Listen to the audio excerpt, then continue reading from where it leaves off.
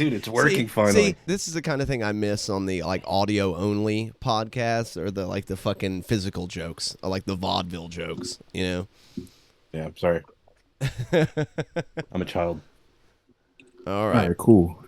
Yeah, yeah, looking good, man. Looking good. Higher bit rate than Yeah, thanks, mine. thanks. You can like see the pixels on mine. It's pretty awesome. All right. Yeah, I mean, you got the cinematic black and white That's tints on yours. that's only because the color is so bad that it looks like I'm like perpetually sunburnt. Oh, really? Oh, okay, Yeah, okay, okay. it's rough. It is rough. What's up, Des? How you doing, buddy? I'm good, man. I'm good. I'm good. Good Hell to yeah. see you, man. Yeah, dude, it's an honor. It's an honor to be talking to you in voice finally. Oh yeah, for sure. We always use text, or you know Yep. what I'm saying. But Yeah. yeah, good to be here. So you YouTube and stream. Yeah, that's it. That's all I got. So well, I mean that's more than a lot of people have. I know that usually like a lot of people decide to do like one or the other. So first of all, which one's your favorite out of both of those? Oh, I don't have a favorite because I use both of them for two different things. Okay. You know, for Twitch is, live streaming, hanging out, playing games, talking with the community, live, different communities, retro communities, fighting game communities, shmup communities, and people that I know, just hanging out. And then YouTube, that's more of like archival stuff. That's stuff where I take time to create a video for it. It's almost like a journal in a sense.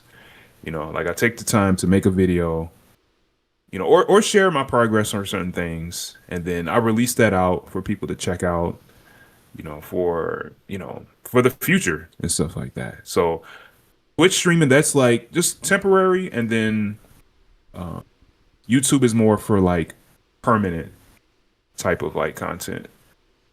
Okay, yeah, because I know the first video I found of yours was actually a YouTube video. It's a Night Striker video, the one that you did on like the review of the original Night Striker, Oh and yeah. and then I found your shorts, and I started fucking with you around the time you were like, you got that chat message that was like, "How do you get better at shmups?" And you were like, "You just play them shits, man." Yeah, And I was yeah. like, I like this guy. It's funny because like I think now I could probably give that person a different answer, but in the moment that was kind of what just like came to mind.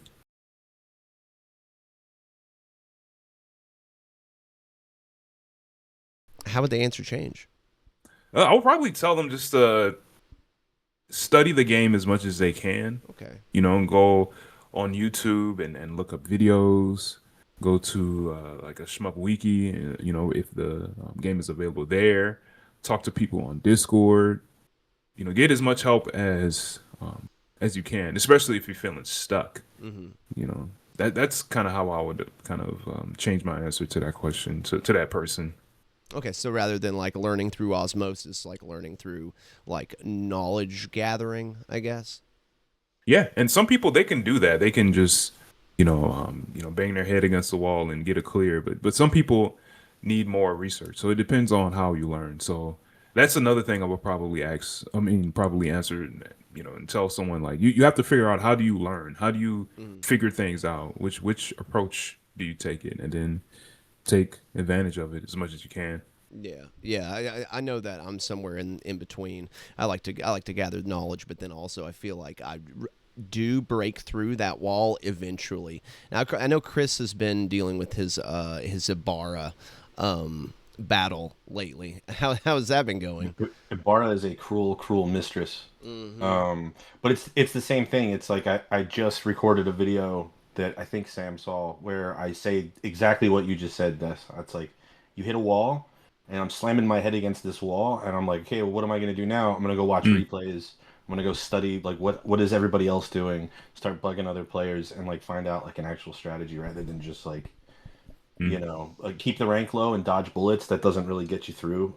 mm, I mean, not me, because I don't have that skill. Some people can do that, but I need mm. to like come up with like tricks and shit. I got to figure out like, you know, the the fucking stage 2 boss milk so I can get an extend, that Yeah, kind of thing. yeah, You know? yeah. I mean, sometimes you have to do that. You have to just go for it, and then if you're feeling stuck, you know, look up information because a lot of things aren't that obvious. When you're kind of Yeah. just in the moment, sometimes you need to, gather some knowledge, do some research where you can uncover, what's like behind the curtain with certain things in those Yep. games. Well, Yep. I know that a lot of that stuff is not like figure outable at all. Like in a normal sense of like stuff that would make sense. Like like speaking of like Yagawa games and like Rank or like Mm. Hellsinker. I mean, like I couldn't imagine figuring that Hellsinker. out by like just playing it, or Yeah. I think I called Battle Garega like the Dante's Inferno of shmups. It's one of those things where sometimes, unless you're just planning on playing it for years and years and years, which is like a legit strategy. I don't know how well that's a good use of your time, but it is possible. But I think really when it comes down to, we have all these games available at our fingertips now. We don't have to go to the Mm. arcade, and that's the only arcade in our town, and it's the only one we hit up. We have all of these available for free or little money, and so it's like, where do you want to spend your time? What do you want to spend your time doing? Yeah, I mean, it's funny because a lot of things that are very intuitive, someone had to figure it out some way somehow. So that's one thing that's kind of interesting. Is someone had to spend an enormous amount of time to uncover something Hmm. that can help everyone learn. So it's possible, but it's like I said, it's good to just take the shortcut and just learn from, you know, other sources. Yeah. Yeah, agreed. Yeah. So what Yeah. made you? Which one did you start doing first, YouTube or Twitch? Oh, let me think. I think I started YouTube first, and then shortly after that, I started streaming on Ustream. I don't know if anyone remembers that from the early 2010s. Ustream. I think they're not functional anymore, but yeah, I used to do like fighting game live streams on there, and then also I used to post stuff from those live streams onto YouTube in the early 2000s. Like I was mainly fighting game focused, very, very like early on, and then things started to change. Okay, yeah, yeah. So what fighting games were you focused on during that time? Oh, I loved like King of Fighters. King of Yeah, Fighters. I yeah. loved King of Fighters. Mm-hmm. I love also like Guilty Gear. I love that game.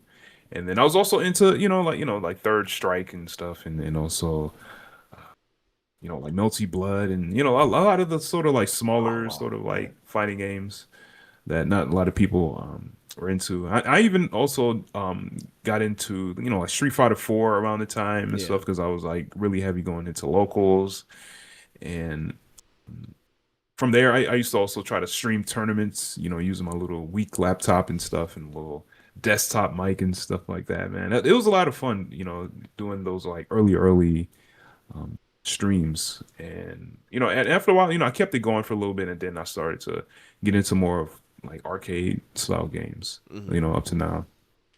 What was like the bleed over there of like going from like the FGC and then going in, and then getting interested in arcade games? Is it kind of because like they originally started out in the arcade, and there is kind of like a genesis that they kind of share? Yeah, because because depending on arcade, they share the same venue. A lot of those games are next to the fighting games, or across the across the hall or something like that, or across the way from a fighting game. So a lot of times when you're playing like a certain game, you might just play one game and then you're like, okay, let's put my core into this game, and just keep going down the row, or just have like a favorite that you might get into. So I think that's a little bit of like the bleed over, because if you talk to a lot of fighting game players that have originated in arcades, they'll tell you, oh yeah, man, I used to play like after I'll play Street Fighter 2, I used to play a little bit Afterburner 2 or something, or I'll play some Magic Drop or something, etc., etc. So yeah, because they're all in the same space. Depending on the arcade, you're gonna explore and play and different games, and have favorites of different types. Okay, okay. Yeah. Whenever I used to go to the arcade, it was always like gimmick games, I guess. Like I didn't really play shmups as like a kid that would go into the. I mean, yeah, I put quarters in Raiden and stuff, but we never really had anything like cool. We never had like Dodonpachi at my arcade or anything. It was stuff like Yeah. I know I've mentioned it a million times on here, like Silent Scope and like House of the Dead, stuff like that. Yeah, Like yeah. like what I would call like yeah, I know they're like running guns or like shooting games or whatever, but they're gimmick games in my opinion because you have the gun, and not just that, but they're like really hard to emulate because you can't get that same feeling of Yeah. of interaction with the game. Yeah, I usually tend to call those kind of games like racing games and Lego games, more like amusement games, because it feels like you're at an amusement park or something like that, and it's a different experience than just pressing buttons and using a lever. It's like, yeah, here's a light gun, or here, sit in this little fake kind of car. You know what I'm saying? So yeah, those games are a lot of fun. I really love those types of games. Mm-hmm. When I was an operator at FFA, Family Fun Arcade, it was such a funny thing because it was like a lot of those games. We had the Silent Scope and the House of the Dead and all that shit, and then it was all fighting games, right? Because like FFA was like a spot for like the FGC, and so it was like Third Strike, Garu, fucking Melty Blood, like all that stuff. And like I would bug the owner and be like, please, like Ikaruga, like can we get an Ikaruga board in here? And he'd be like, how much is it? And I found one online for $500, and he'd be like, absolutely fucking not. And I'd be like not a single one. And then finally I got Raiden Fighters, I think two in there, Nice. and I was the only one who played it, and I had a key to the cabinet, so like every time we would empty the coin boxes, it would be empty, and he would just stare at me and be like, Wow. the fuck, like they just around like where I grew up, dude. Like the STGs were really hard to find. I think I found a Viper Phase One at a car wash once. That's so cool. Oh wow. Yeah. That's so cool.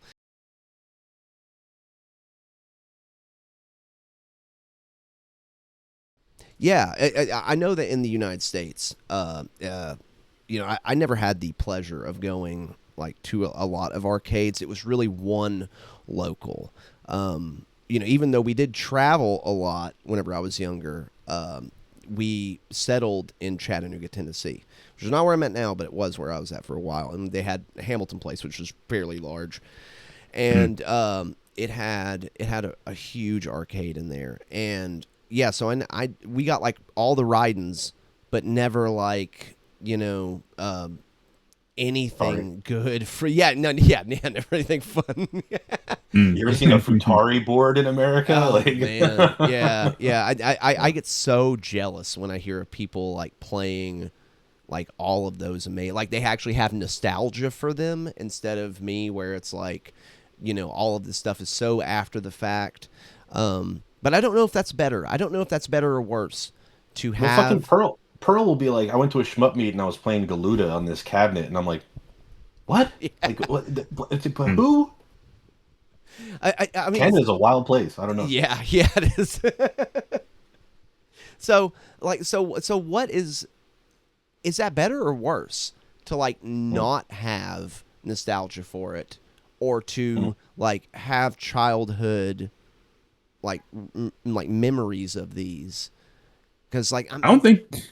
Well, I feel like I don't mean to interrupt you, but I don't. No, it's fine. Interrupt me all you want, dude. Okay. I will just keep talking if you don't.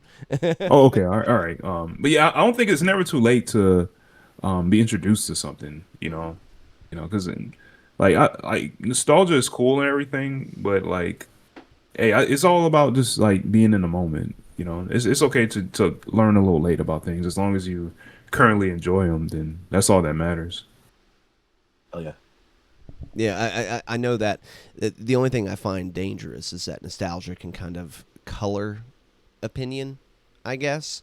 So whether it be positive or negative, it can kind of. I think I heard someone say that nostalgia was like, nostalgia is a form of depression or something, because it's because it's like, okay, well, everything you remember from your past is good, and everything that is happening now sucks. Yeah, that's what I've said. It's like it always ends on a negative. It's always like, oh, I wish that things were like they used to be, which kind of equals like today sucks, and it kind of Yeah, yeah. doesn't. I mean, You know does what I it mean? not? Like today isn't that bad. Like we got more access to games than I ever did when I was 10 years old. I mean, shit. Mm-hmm. Mm. Yeah. That's interesting. I don't really look at it as like depression because as long as you're sharing it and then you feel good about what you're sharing or whatever, even if it's like cheesy or kind of bad, Yeah, I think that's good enough for me, you yeah, know. And as long as it, you know, when you're sharing things with people and then they remember it too, or even if they're just being introduced to for the first time, that's a good feeling too. Because like, man, I yeah. never knew about this. This is so dope, and then they want to like, you know, go back to it or something. So yeah, I never thought of it as like depression. I mean, I do feel and understand the whole thing about like, oh man, all this stuff today sucks, and you know, man, the good old Right. days, and they don't make them like they used to. I get that as well. You know, I understand that, but I I try my best to like kind of like not think too negatively about stuff like that because I mean, there's good things now, you know, and then you never know, we might like think back on what's going now in the future where we like old and shit like remember back in 2026 about you know stuff like that. Yeah. I think that you're exactly right in the way that if it's spread in a positive way and then somebody does experience it for the first time, how can that really be a negative thing at all? You know, because you're like spreading that positivity and that happiness, and then it's no longer localized to a memory. Then Yeah. it is happening now. It's not like, oh well, I used to play this and it was so great then. It's like currently happening. Speaking of things that are currently happening, by the way, I saw some news like right before I started the stream. Hmm. So, do you any of you guys know about Ubutsuna? No. I Oh, don't. that the game that M2 was working on or something So, or Lucci or Hitori Iuchi, the guy that did Radiant Silver Gun and Ikaruga, was working on like the next installment of that, right? And everybody was so excited for it. However, it was it was announced in 2014. mm, so, mm, and then apparently earlier today, M2 released a thing that said Iuchi left after Night Striker gear because Oh, right. I make the joke that like his devlog on that was like a suicide note Yeah, because it right. was so it's so like I'm gonna I take do a remember that. yeah, it's like I'm gonna take a vacation and you might never see me again. It's like Jesus mm, Christ. And so apparently he just left. He just quit. And then mm. they were like, yeah, after 12 years of development, it's like not gonna be a thing anymore. Damn, that's Oh, too bad. I Yeah. mean, a lot of people was kind of wondering what was going on with it for a while. Mm-hmm. Spending that much time developing a STG blows my mind. Like, I mean, honestly, 12 years. I think the longest development cycle I've ever heard for a shmup was Zero Ranger, and that was about 10 years. Mm, And mm, well, look at the Stellar Fury guy though, dude. Like mm-hmm. he's been working on that apparently for 9 years. I just mm. found out about it a few months That's ago, which blew crazy. my mind. And he's like, I've been working on this for 10 years, and I'm like, Jesus Dude, Christ. I see his Twitter posts all the time, and he's like, "All right, I got this. I've changed this one line of code," and I'm Mhm. like, "Man, they're gonna use this in a trial one day for Mm. for insanity because every day it is this daily devlog." And I was like looking back past to it, and you can see he's put in so much work That's through why it. his game is quality though. That game is Yeah, a yeah. polished, well-made game. Yeah. Yeah, Mm. it took his time to develop it, and I know that over time he probably had to switch different development tools because Yep. some stuff Yeah. probably got like outdated and stuff. So Yeah. that's one thing you know, some people have to remember is that you know because you know it may take a long time, but you got to remember, man, like certain programs and stuff they may not be compatible with like you know new operating systems and softwares and stuff, so they got to constantly change things and stay updated. Oh, I remember Duke Nukem Forever in the 90s, whenever that was like, or Oh Lord. Daikatana, or all of Mm, those ones that were like in development for years and years and years and years. I think Yeah. like Duke Nukem Forever finally came out, what, 15 or 16 years after. after it was announced or something like that, when it was just in this development hell kind of thing. And I think after a while, you just kind of have to like give up and like give up hope, I guess. And I know that's kind of depressing to think about, but it's I can't imagine all the people that were like super excited, because in the like Ubutsuna note, it mentions that he's gonna like that they currently hold the rights for it, but since he left, they don't want to continue developing it without him. So Ooh, yeah, what are they gonna do? apparently they're going to give him the rights back, and then he can like try to find funding independently, because M2's like quality people. It's a bunch of exiles from like every company you've ever loved as a kid, pretty much all like making like actual like one of the few quality like AA studios. So they have like good ethos and everything. But yeah, it's I read that and I was like, I don't even really know how to feel about it, but I definitely know, I can guess how like fans would feel about that. And like I think I went on like Shoot the Cores like Discord, and somebody was like, no, over there, and it is a little depressing to think about. I'll try to liven it up a little bit after. Well, to be honest, I mean, before we kind of exit that, I was actually kind of more worried about Night Striker Gear, because a lot of people that play that game, they kind of hope and wish it will get updated some way somehow, with some different quality of life features and different modes and stuff like that. But now that he left, I don't know if they can do that or so. I don't know. I don't. Maybe it's possible. Maybe they have some backup dev team members that can do it. But at the current moment, I don't know. I think I think I even read something that Uchi said something like about like they may not be no more updates or something. Oh, he totally said that. Yeah. Yeah. I remember reading that. I was like what? Like, this is a good game. You're just gonna just throw it away? Yeah. It was so weird. I mentioned it. God, it was me and Chris were talking about it on one of the last podcasts of how it just had this really weird cycle of where it was like you knew it was in development, and 6 months before it came out, it was like Night Striker Gear everything, and then it came out, and then it was just like a ninja throwing down a smoke bomb.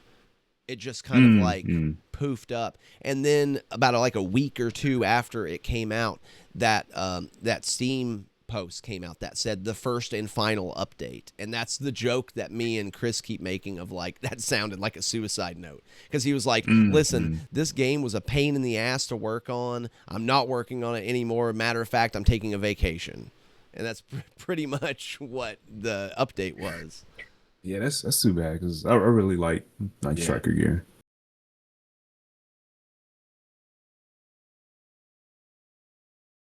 I know you've made, what, 3 videos on Azure the Striker? Yeah. I think so. Maybe, yeah. 2 or 3, yeah. So I know how much you like on-rail or on-rail shooters. Yeah. I kind of slowly got back into them, sort of, but yeah, I think they're pretty fun to play. I remember playing like Space Harrier 2 on Genesis, and then a little bit of like Galaxy Force and stuff. And what else I used to play those similar to that? I think maybe that's it, because like there's not too many real notable rail shooters. I mean, I was gonna say maybe Star Fox 64, but that's a different style. Yeah. You know what I'm saying? But yeah, I love rail shooters. They're pretty fun to play and mess around in. Chris, what's the one with the F-14 Tomcat that came out on the Afterburner? Afterburner. Yeah. Afterburner, I played a lot of Afterburner on the third when I was a little kid. I didn't have a whole lot, but somehow they suckered me into asking for a 32X for Christmas. And my parents, like, they didn't have a lot of money, so that's all you're getting. And so I had like a Genesis and a 32X and Afterburner, and I was like, I'm gonna fucking enjoy this. God damn it. And I played a lot of Afterburner on the 32X. I was like, 32X is awesome, and the whole world was like, this kid's smoking crack, and I'm like, that's fucking awesome. God damn it. Didn't it have like 16 games or something that were released over here in the United States? Something like that. Knuckles Chaotix was really good, and then that was like it. Like I don't know. I remember when 32X came out. It came out right when I got a Genesis in 1994, and I was like, "Damn, like I got to get more games. Like, what's going on here? Like, why are they Yeah, dropping so many like of these peripherals and stuff? Like, there was already Sega CD, and then there's like yeah, 32X. they kept adding shit to the Genesis. It was kind of bizarre. That was a really wild time in gaming. Like, if you really think of it, like Yeah. you don't see that kind of shit now, where it's like the game system is on fucking life support, and it's like, why don't you guys just put the fucking Saturn out? And then they finally put the Saturn out, which was quality. Like that was a really great console, at least in Japan. Yeah. But Not over here. yeah, it was a little there's, I mean, the Saturn was really dope over here. But I feel like it was more of like an arcade machine. So Bernie Mm. Stolar actually had like a thing while he was running, because I believe it was the tail end of the Genesis and the beginning of the Saturn before he jumped ship to Sony, I think. But Mm. he was president of Sega of America, and he had a thing where he was like, no RPGs, no Japanese like coded stuff. Like it all has to be. That's why it was like the sports gaming machine until like the Jaguar came out. Oh, Yeah. So and then that came over into the Sega Saturn, and actually like a little bit of his stuff was still around during the Dreamcast, which is why we barely got any good Dreamcast Mm. shit. But yeah, Chris is right. That is such a wild time in gaming, and one of my favorite like eras to talk about, because not only was I a child, which makes it even more exciting because it's all like mysterious, but think about it. You had like the NES, the Super Nintendo, the Master System, the Genesis, the Turbo Graphics, and then everything that was like added on to that. Because yeah. I would love to know what they were thinking by like having add-ons. Because wasn't it the PC Engine, the Turbo Graphics, that had like the first ever like add-on? I think so. But that was like the dope one. Yeah, that The was dope PC as Engine CD fuck. was like that was the badass one, and then Sega kind of did it like wrong, The Sega I feel. CD. Yeah. I mean, Sonic CD was cool, I guess. I don't. It had good music. Sonic CD had good But, music. Yeah, I like those FMV games. Sega Really? CD had like they were Ground Zero trash. Texas. Yeah, Oh yeah, Gran those Turismo. games are Yeah. charming. They're kind of Yeah. crappy, In the but same way they're a B charming. movie is, Yes, they like in the are. Yeah, same way yeah, like an old slasher flick is, like they are kind of charming. Yeah. It's yeah. And there's even remastered versions now of those games. it's kind of a lost art, honestly, because that like my wife bought an FMV game like a couple days ago, and it sucks. It sucks bad. But like if you go back to those, because I remember, yeah, like you had like Night Trap, and then you had the ones for the PC that were really good, like Gabriel Knight, The Beast Within, and like Seventh Guest, I and was the gonna 11th mention Seventh Hour, Guest. and Yeah. those are still good games Mist. today. Yeah. And yeah, it just seems like they lost that, kind of like going back to like arcade sensibilities. It became like a lost art of like doing it right. Hmm. Um, have you tried or have you checked out any of the Korean FMV games, Yeah, or is that the ones that you're referencing? that's actually, she got this one called Love Too Easily, which like sucks.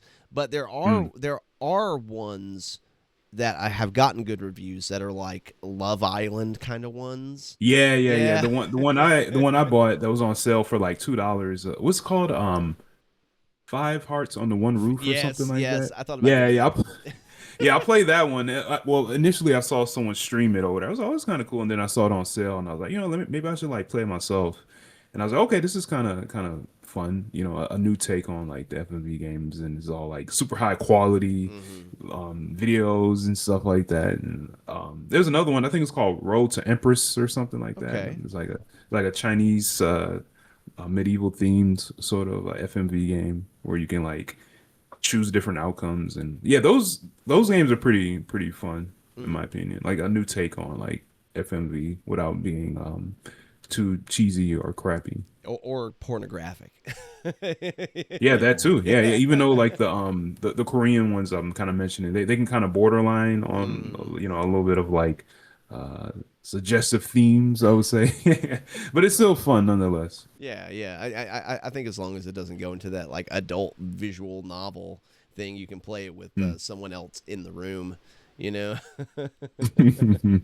um, God, there was one that my wife did like that we played together called Dead Reset and Dispatch. Of course, we liked Dispatch. Dispatch was pretty cool, but that's pretty much just a Telltale game at that point. You know, made by a lot of the people that were like exiles from Telltale Games that came over and made that studio to make that. Dispatch is like actually pretty legit if you like that whole kind of thing. I'll check it out. I saw some people streaming, and I was like, oh, it looks kind of interesting.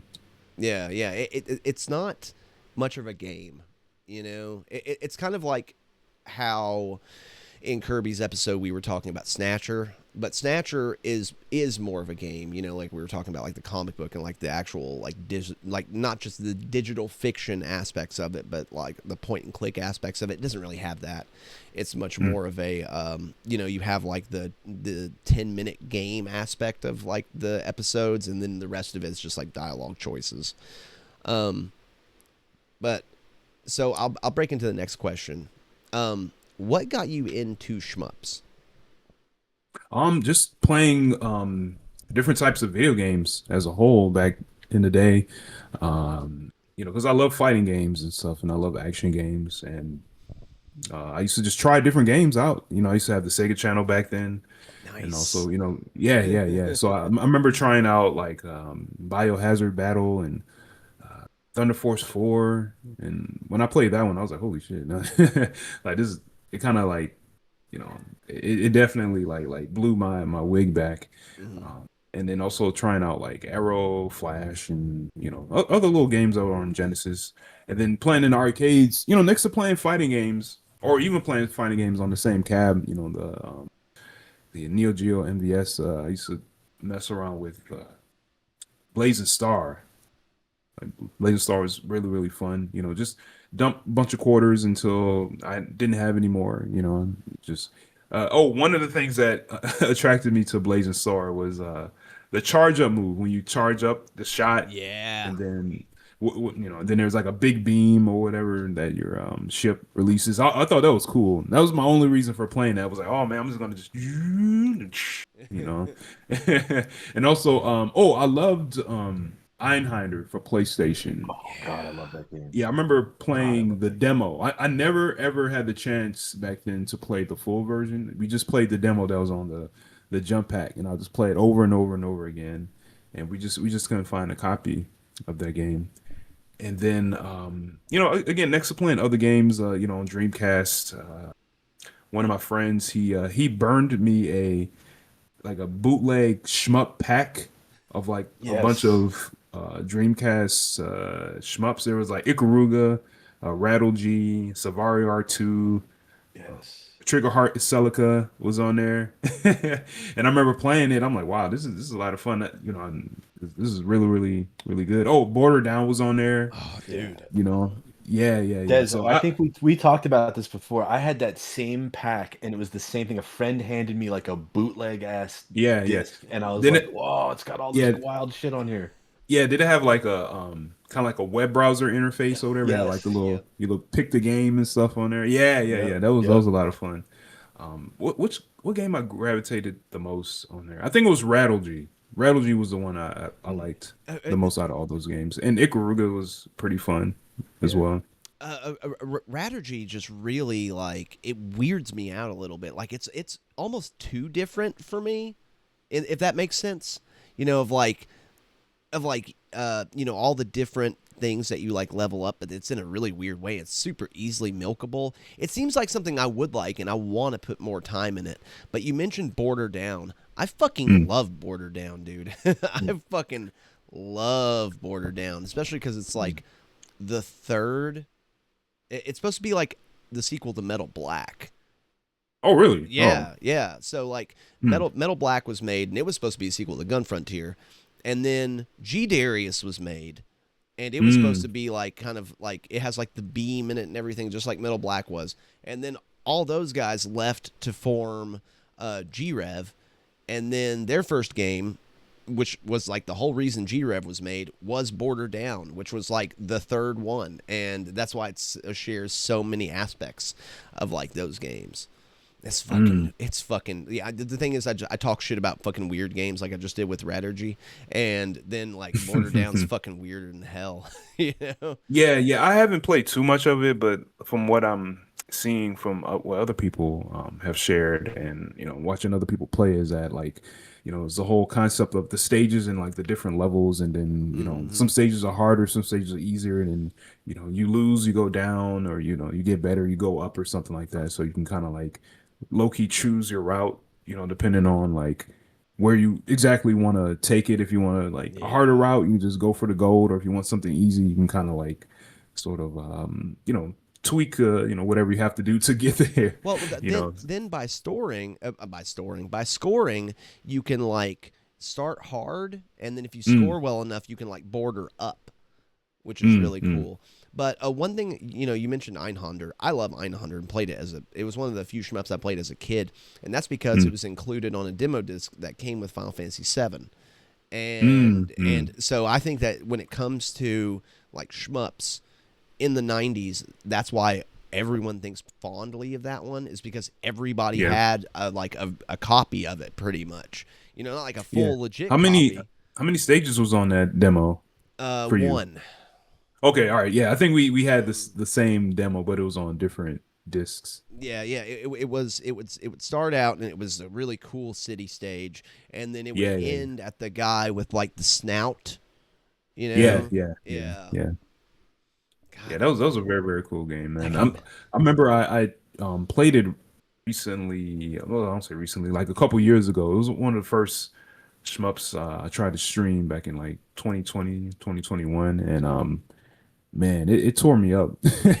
I lost. So yeah, I was like save scumming and stuff like that. But I think I might do. I'm gonna try to revisit it and then go for like a 1cc or even like a no death, because I heard from some people that have cleared it is that if you know what to do, you can just like float through the game. It's like similar to like Thunder Force 4. Like it's really brutal if you don't know what you're doing, but if you know what to do and how to like go about and approach certain areas and bosses, like you can just like walk on water in that game. that's I'm still impressed by your ability to no miss Thunder Force 4 That's insane. casually. Like I think I watched you do it once live, like casually. Like I was like, Oh, God thanks, damn. man. It's funny because like I won't say I wasn't really trying to know. I was just playing, and then next thing you know, I was like, oh, all right, I guess I know missed it again. But It's wild to me, dude. yeah, no. Well, the thing is with that game, how I learned is just kind of how I kind of briefly talked about earlier, is that I watched other people play, and then I just like took what they did and then flipped it in my own way. Yeah. That's usually how I learn like every game as far as like a clear goes. Yeah. That's awesome. Now, one thing that I learned, like not that long ago, is that there's a lot of differences between the U.S. version of Einhander and the Japanese version of Einhander. Apparently, the Japanese version of Einhander is supposed to be easier, I think. In what way? I don't know. What I heard was that in the Japanese version of Einhander, you get less ammo That's for what it is. your special guns. That's what it's. And I didn't know that either until I uploaded a video that had Einhander as one of the things in it, and somebody told me that, and I was like, "What? Is it less ammo, but like your shots do more damage or something?" Because I have Could be. Yeah, I have been told that is a tiny bit Could be. easier, but like I think like there's more checkpoints, so the checkpoints have to happen more often. And this is just what I've been told, so like none of this is verified. I haven't gone and like verified it myself, but I think they were like playing it over on Shmup Junkies or something, like I don't know, at the end of last year, and I caught it, and everybody was like talking about the differences in it and whatever. But That's interesting, man. Mm-hmm. Yeah, that makes me want to kind of go back to it, because I'm always curious about regional differences when it comes to different games. Well, yeah, because some of them are crazy. Some of them are crazy. Like make the game either like 10 times harder. Like I know, we were speaking about Viper Phase 1 earlier. There's like a version where you have ammo, but like your guns do like crazy amounts of damage. And then there was a version that came out like a year after that you have unlimited ammo, but your special weapons are like not as strong. So yeah, it's really cool learning about like regional differences and stuff like that.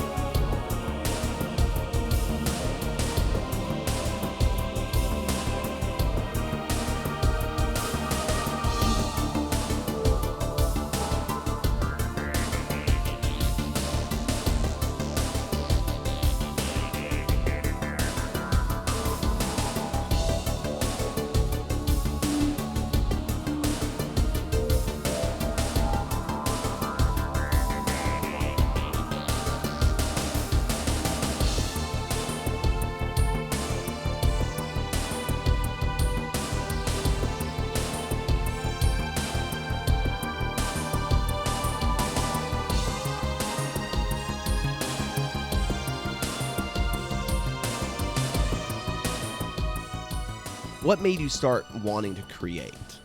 Content or what do you mean? Yeah.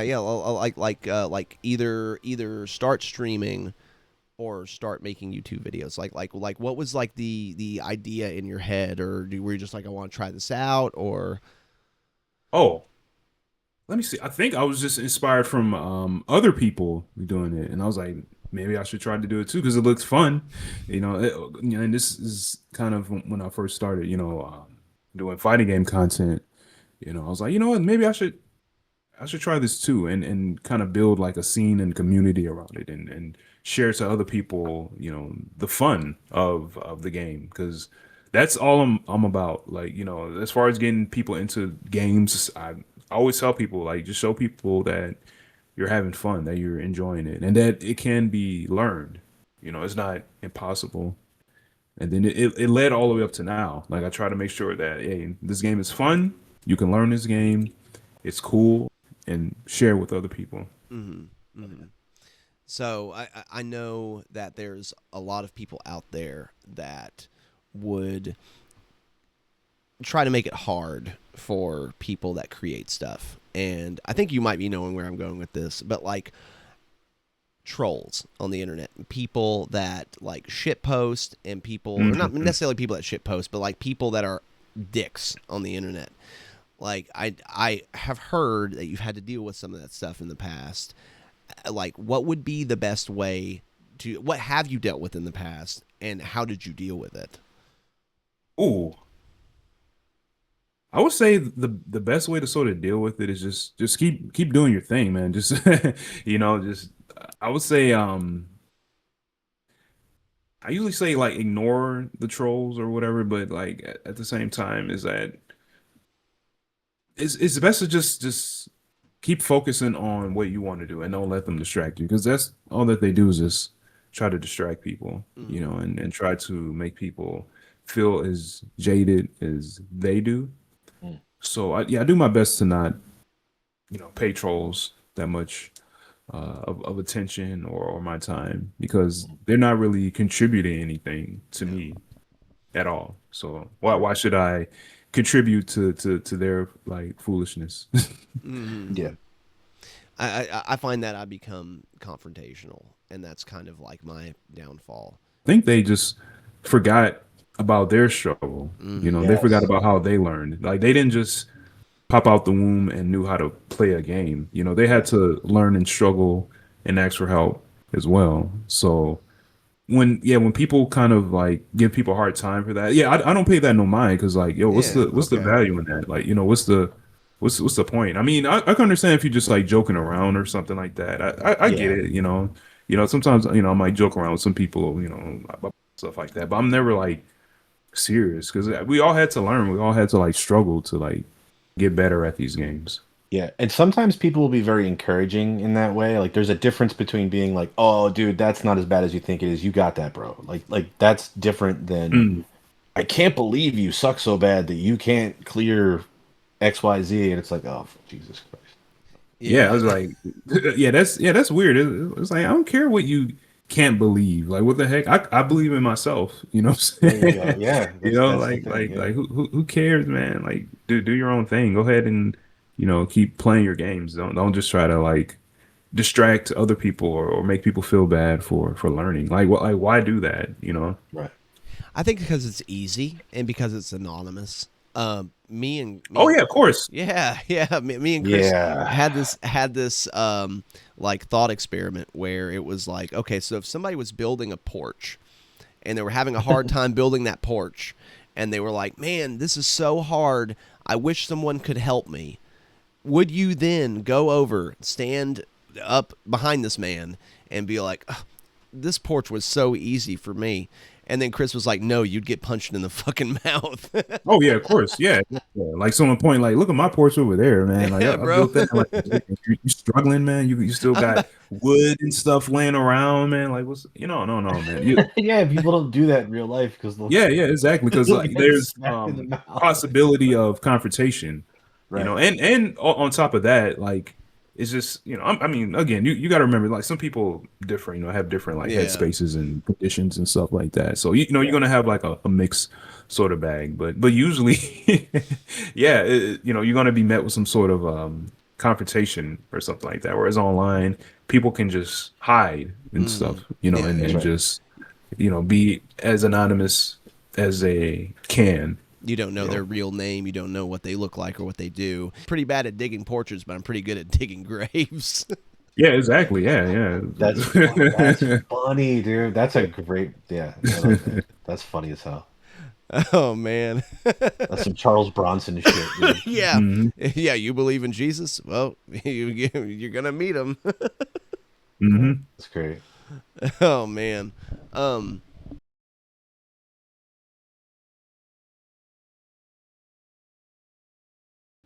I think one thing that you've done very well, Des, is that in going through your back catalog, I have noticed that it didn't take you very long to like find your voice, if that makes Mm. sense. Because a lot of people kind of search for like what they're doing, and sometimes it takes them a while. Sometimes they go through like phases of what they're doing.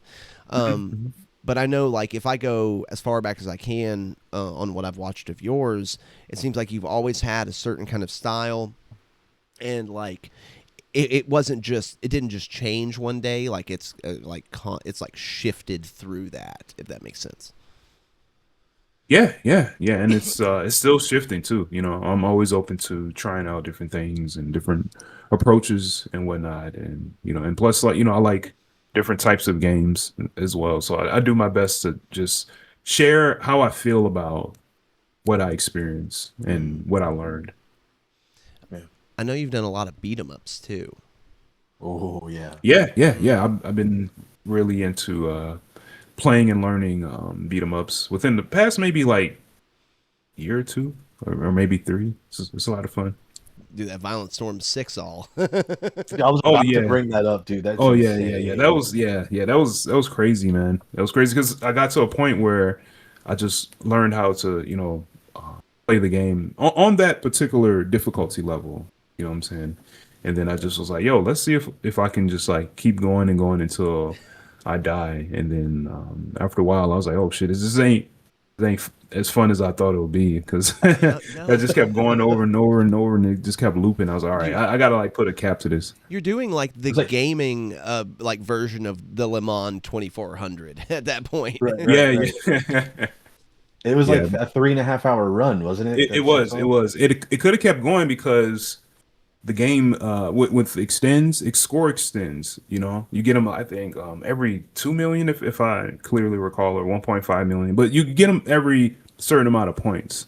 And after a while, I think I got up to like 5 or 6 or 7 extends, and I'm like, oh man, this this is gonna just keep going and going and going. And plus, when it loops, is somewhat of the same difficulty level. It doesn't like increase. You know, it's not like with the 2 all Okay. where the second loop, the game is different. You know, it's more hard and more chaotic. But with the 6 all, in that particular mode, it's just the same difficulty over and over and over. So you're just beating the game over and over and over and over again. Right.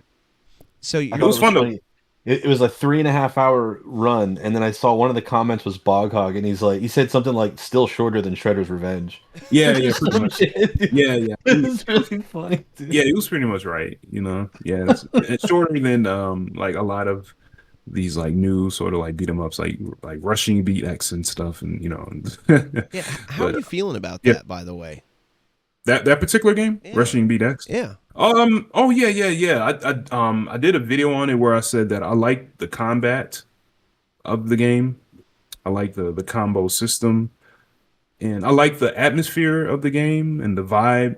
Mm, But the actual gameplay, the pace is really, really bad right. because enemies, they're not very engaging to start out with. And then also, the stages are very, very long. It's not one of those kind of games where you can like choose the next stage you want to play on. You have to play all 9 stages back to back. The game can be like 2 or 3 hours long, Jesus Christ. and you only get one life. And there's like this like kind of shop system in the game where you like kind of have to craft things, and it works out early on, but then towards the end it kind of falls apart because the difficulty spikes so much.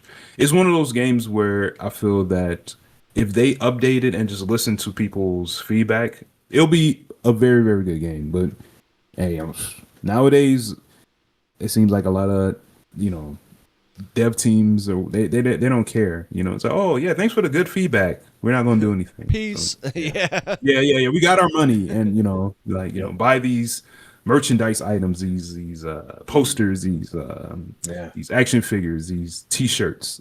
Well, you know, I know you said that it felt kind of like budget, that it felt kind of like cheap in some ways. yeah, Yeah. it did, but at the same time, is that like I don't think that means too much. You can still make a good game even though like the cost is very low. It's Oh about yeah. what you put into it, right? You know, Mhm. it's about the love you put into the game. Even though like resources might be low, it's about how y'all spend those resources. Mm. Well, I know that like I would rather have a game like that than I would have like a game like Marvel Cosmic Invasion or whatever. That game looks amazing, you know, but it plays like it's very one dimensional. You know, Hmm. well, while on the other hand, Rushing Beat X looks like a PS2 game. Like it looks real rough, but it's Yeah, got like a some Dreamcast really, game as well. yeah, it's got some really good ideas behind it that are like buried in there somewhere, but that are at least like, there's actually something in there, even though it doesn't look like $1 million. Yeah, and we'll see if if they update that game, and also Marvel Cosmic Invasion. I mean, they just got some new DLC with that game, and Mm. Cyclops, they said, yeah, Cyclops in the thing, and they're gonna put a new mode or new modes in the fall of this year. I'm like, oh, come on, man, like that's that's so far away, man. Like, what's come on, like whatever. So yeah,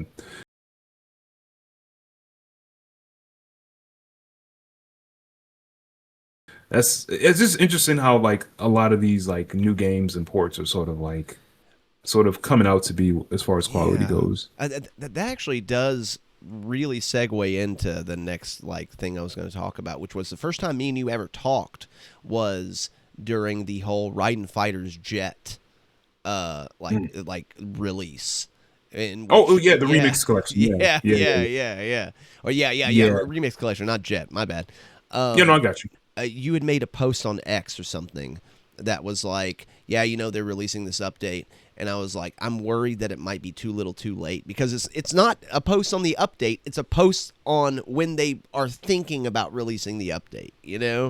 Yeah, yeah, and they just released it, and then there's another one, and that was almost like 2 or 3 months from the game Yeah, releasing and stuff, and yeah, yeah. I don't know what to say about all that, man.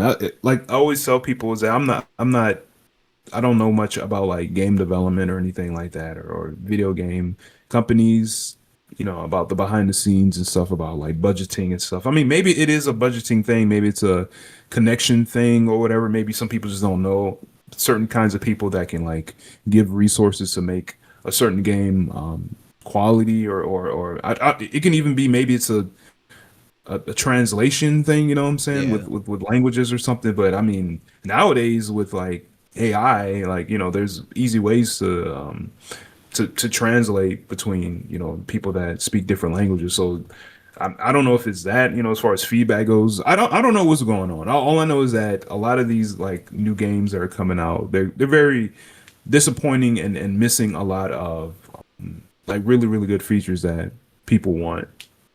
Well, no, I'm afraid that it's intention, and that's like my biggest fear, is especially with the release of like R-Type Dimension 3 and it being just a big ginormous piece of shit. Um, Mm, at least in the way that the remaster was done, the game's amazing, but mm, that the intentions behind the port are the issue. Of like, okay, so shmup players are starved, and so that means that they'll take anything. So that means that we can just put anything out, and there you go. That's it. Especially when it comes to like retro collecting and stuff. I know me and Chris have talked about this before, where it's the whole thing is jumping on the pre-order. You gotta jump on the pre-order. You can get all these special things, and the mm, box and the map mm, and everything else, and then but you're not gonna play the game. And then I think that's mm. like the intention behind it. Yeah, I could be wrong, but that's how it feels a lot of the time. Is like that they know the audience is either starved and going to eat it up, or just not going to play it at all. Mm. Yeah, I never thought of it like that. Whereas That's they kind of just yeah, they want to release more of like the brand of the game, or Mm-hmm. just just the merchandising of the game, yeah. rather than just like really working on the game itself. Like you said, like get the collector's edition. It comes with a CD, it comes with a poster, it comes with a T-shirt, et cetera, et cetera, a keychain, and then the game is like that. When you actually play the game, it's kind of like not that good. Right. I've been banging on about this for a while, where it's like in the retro gaming scene, there, a lot of times a product will come out. It'll be like a flash cart that'll play like say PC Engine CD games, Mm, and it's like, oh man, what an amazing invention! This is so great, and you buy it. I would buy it, and then I start playing games, and of course, the first game I load up is Gate of Thunder, mm, mm, and it's the one game. that doesn't work properly. And I'm like, Oh, dude, that's terrible, man. it was a pack-in game. It's like one of my favorites on the goddamn system. And it's like, how come this is the one that doesn't work properly? It's because people aren't really playing it. Mm-hmm. And Yeah. and that's my theory. And then my theory is I have a prediction that new Neo Geo AES Plus. Ooh, yeah. What you gotta say That's about that? Yeah, a dude. lot. Here's my prediction. Yeah. I'm not gonna rant about it, but here's my prediction. That HDMI output is gonna have the same issue that Raiden Fighters issue had. Those games are gonna run at a different speed. That's my prediction. Ooh. I could be wrong. Okay. I could be wrong. I have no idea what I'm talking about, but that's the vibe I get is that those games are not going to run at the proper speed out of that thing. Because We'll maybe see. they're not using the same hardware as they did in the Yeah. Right. 90s or whatever. Yeah. So That's We'll see. scary to We'll think. I see. hope not. Dude, I hope that because like the rumors I hear are incredible. mm, People are saying that they think they're going to start making like new Neo Geo games. Like you're going to see Garo 2 and shit. And I'm Yeah, like, yeah, yeah, bro, yeah, yeah. I hope so. I will buy that fucking thing so fast. If that's the case, like count me in. Well, has there I'm been rooting for it. tests on the AS Plus at all? Not really. There's Like, one on display in Tokyo or so it's somewhere only in on Japan. so it's only on display. There hasn't been any there's been some tests at press all. Yeah. releases and stuff, but here's kind of the issue that me and Chris keep running into in the like the research we're doing is that new SNK is not like old SNK, right? It's kind of shady in the way that they get their money, and which I mean every company has a board of directors and all this other shit, so it's not really unlike anybody else, but they bow to the whims of like their board of directors a lot more so than other companies. I mean, look at City of the Wolves. Why the fuck is Ronaldo and DJ whoever the fuck in there? It's because the people that own an 80% stake in that company wanted them in there, and so Yeah, the fans didn't want them in no. there. Some of them didn't even know who they were, and Mm-hmm. then with research, people started to like understand. Like, oh, the DJ is cool, and then oh, the soccer guy, he has a little checkered past. But yeah, it's the theory that me and Chris have is that it's, especially with how cheap it is and like going to be coming out, like the price point and Yeah, everything, yeah, yeah, that yeah. there's no way that that's original hardware, that it is emulated, and then what the cost is that it's an upscaler in there, and that as soon as people can actually Ooh. like open it up, then people are going to see, but they've already gotten your money by that point. But Yeah. that's why I'm suspicious. I'm really rooting for it. Like Yeah. honestly, like I don't want to see like bad products come out. I'm rooting for it. But my suspicion is that it's not quite what they're making it out to be. Like I know they're manufacturing some of the old chips, but I'm wondering if those old chips are, you know, just sitting in some sort of FPGA board or something. Like I don't know. Like, but that doesn't even matter. Honestly, as long as the games run at the right speed and they're accurate, I don't give a shit. I'll buy one. Mhm. But we'll see.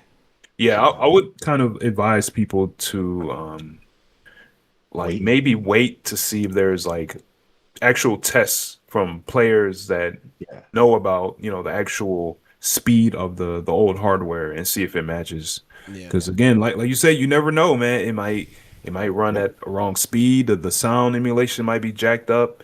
You Yep. know, we got to see, man. Well, Yep. the hype train can get really dangerous with stuff like this, especially with centered around retro collecting, which I know is like a shared community with like shmups and beat 'em ups and fighting games and everything else.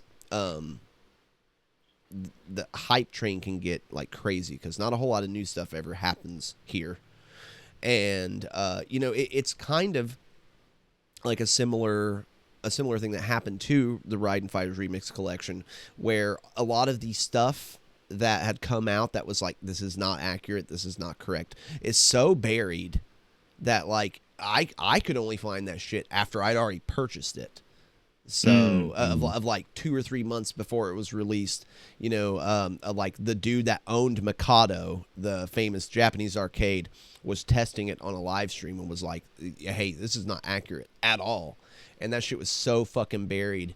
And so I always get worried about stuff like that, about like certain, I'm not going to name them, but like certain retro game YouTubers or streamers going out and being like, "Hey, this is great. You should buy it."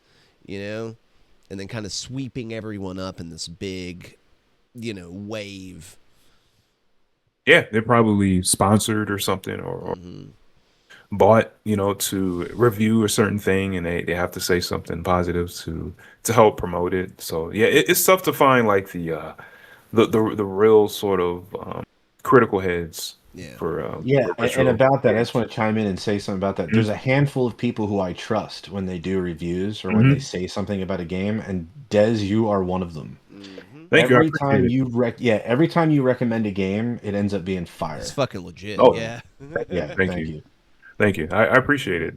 Because yeah, I just do my best to be as honest as I can, but at the same time, I don't try to like bash a game pretty much. Right. Like fuck this game, and That flip the yeah, table. But I yeah, try to be honest with it, yeah. while being fair. Yeah, Yeah. yeah, I've noticed That that even on games that you like, don't or wouldn't recommend. I'm not going to say don't like, but wouldn't Mhm. recommend. You're still very fair with that, and it can be kind of a breath of fresh air, especially when there are so many people where the only time that you can get engagement with your video is if you're either like "fuck this shit" or "this is the greatest thing I've ever seen in my life." You know? yeah. Yeah, yeah. I try my best to just be as honest, but also understanding that it's subjective. Like a game that I might like or not be into, you might like it as well. You might like it more than me. Mm. Yeah.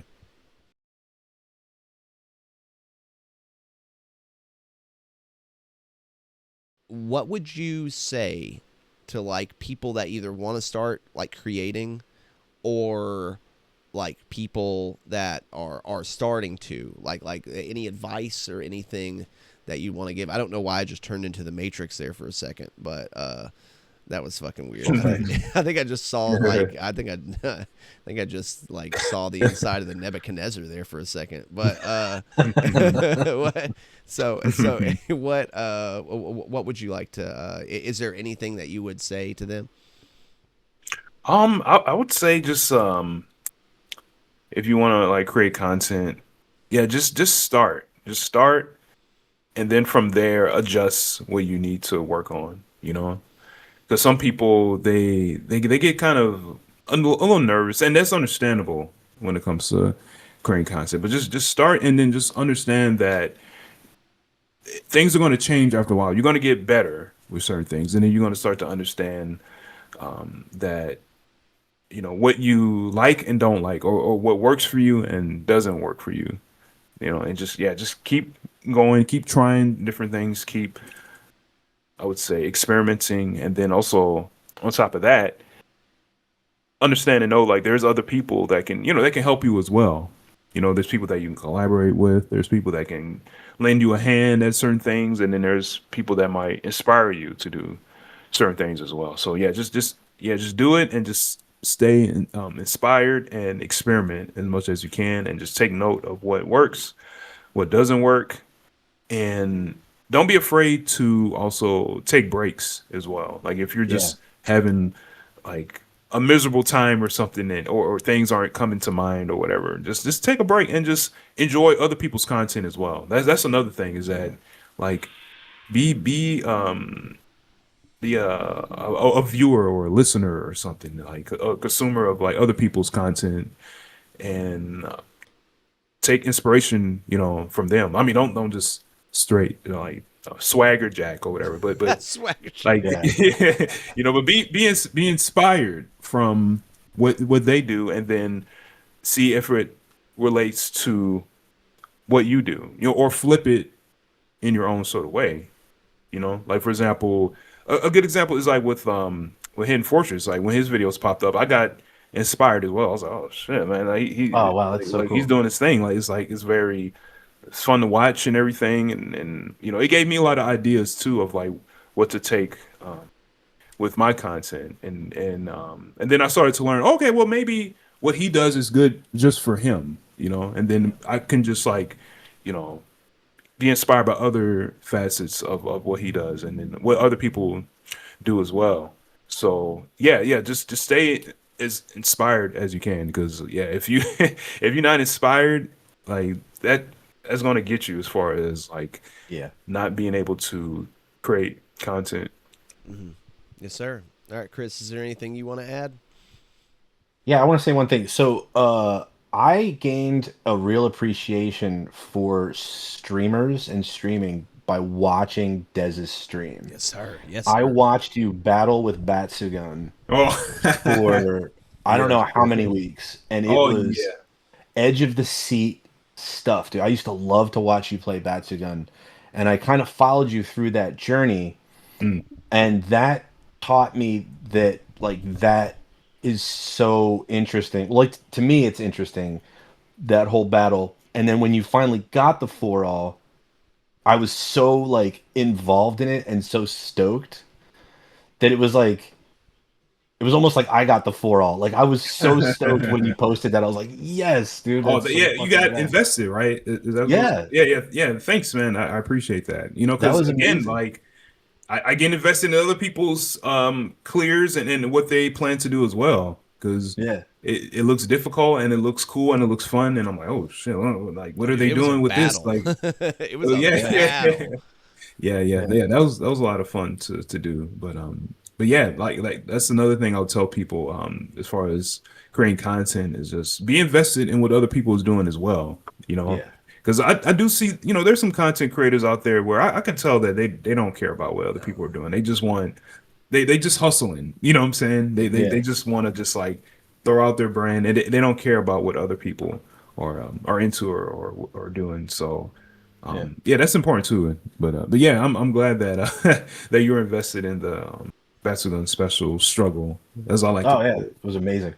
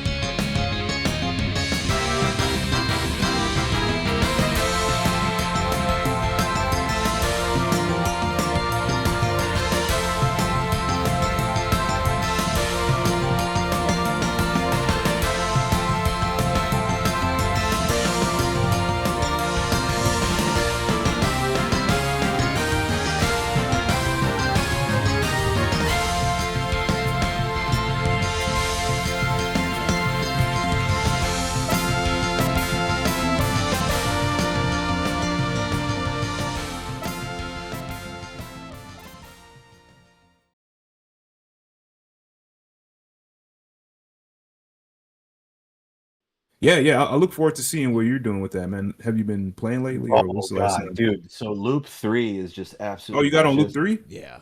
Yeah. Oh, okay. Oh, Yeah. nice. But like I've taken like I had to take a break. I'm taking a long break from Back to the Yeah. Gun Special Oh, because it's brutal. It's vicious. I had to do And that too. If you remember me, kind of like yeah. sharing that because I think I took almost Yeah. like a half year break for playing it. I'm like, man, let me relax and then come back to it. Those revenge Yeah. guns suck. Oh, they're Yeah, brutal. they do. I mean, thankfully there's a way to stop them from releasing, Yeah. but then you have to form a whole new route with Yeah. that. That's And right. sometimes like you can't stop every single revenge bullet from every single Right. enemy. Sometimes you got to let them go. And sometimes you have to let them kind of like whiz past you and stuff like Yeah, that. you have to So, almost play it like you're playing Devil Blade Reboot in a way of mm, where Kinda, you're yeah. not just like holding down the fire button, but to where you're like getting close, fire, getting close, fire. You have I noticed I you have had to to get do that. aggressive. Mm-hmm.